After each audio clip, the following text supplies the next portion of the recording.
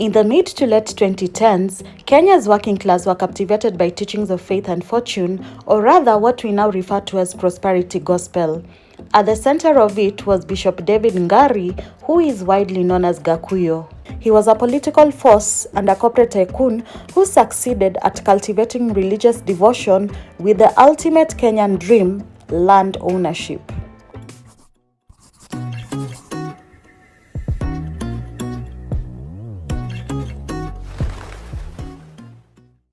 How did a church-backed financial institution siphon over 1.5 Kenyan billion shillings without raising immediate alarms?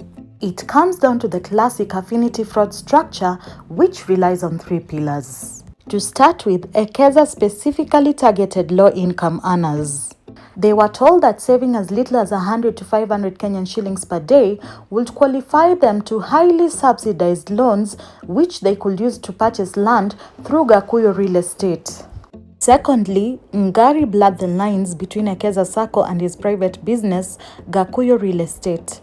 An internal inquiry by the Ministry of Cooperatives later exposed that Ekeza merely acted as a cash collection pipeline.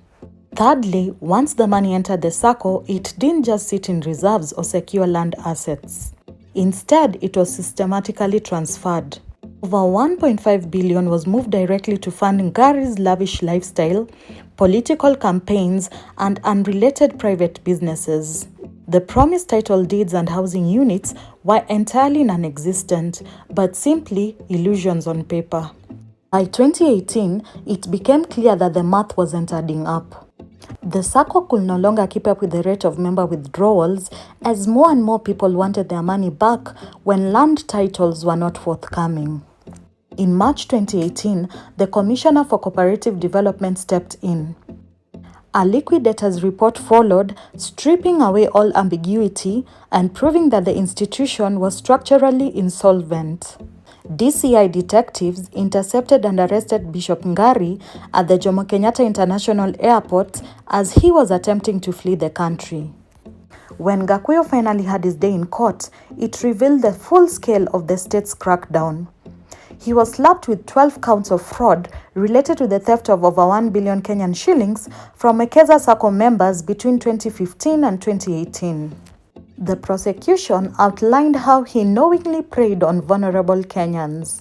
His legal team repeatedly sought lenient bail terms, arguing he was a law-abiding man of the cloth, willing to cooperate with asset repayment plans.